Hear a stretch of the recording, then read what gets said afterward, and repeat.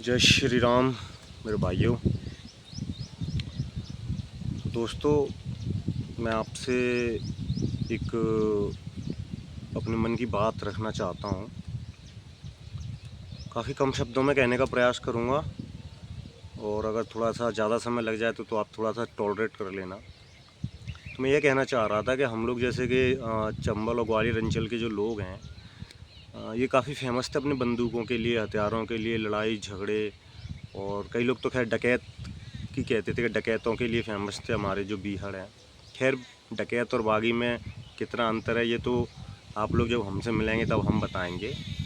तो यहाँ पे बागी ही पाए जाते हैं, जिस प्रकार से वो इरफान खान ने डायलॉग कहा है ना पान सिंह तोमर मूवी में, तो वही है कि डकैत तो पार्लियामेंट में पाए जाते हैं, बीहड़ में तो बागी होते हैं। तो उसी बीहड़ों से हम लोग निकले थे और एक सभ्य समाज बनाने की दिशा में इस सस्ती आधुनिकता की पता नहीं चीप वर्जन को अपनाते हुए किसी ने हमें हथियारों से हटा के किताबों की ओर मोड़ दिया, कलम पकड़ा दी, जो कि अच्छी बात है, ठीक है, हमें उससे गुरेज नहीं है। बट हमें समस्या तब हुई जब हमें यह समझ में आया इस समय के साथ कि इन समाज के ठेकेदारों और इन सरकारों ने हमारे हाथों से हमारी विरासत छीन ली, हमारा गुरूर छीन लिया, हमारा आत्मविश्वास, हमारा साहस, हमारा जो उन्माद था वो छीन लिया गया एक सुनियोजित योजना के तहत। क्योंकि आज के समय में अगर आप चाहे गांधी, महावीर और बुद्ध के विचारों को पढ़कर चाहे कितना भी ज्ञान दे लो कि अहिंसा परमो धर्मः, अहिंसा सबसे अच्छी चीज़ है, हिंसा से किसी का भला नहीं हुआ, तो ये बातें कहने सुनने में अच्छी लगती हैं, हम भी कहेंगे।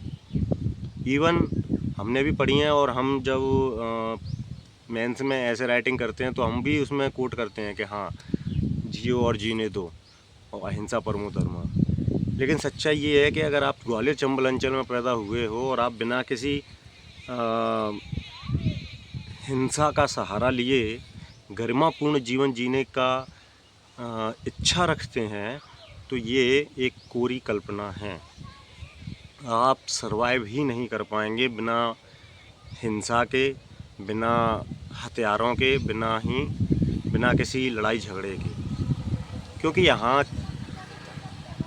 दुनिया भले ही चांद पर पहुँच गई हो, हमारा ग्वालियर चंबल अंचल आज भी छत पर नहीं पहुँचा है, अभी उसको पहुँचने में समय लगेगा। तो जब तक दुनिया के अंतिम व्यक्ति के हाथ में हथियार है तब तक अपने हथियार नहीं छोड़ने हैं।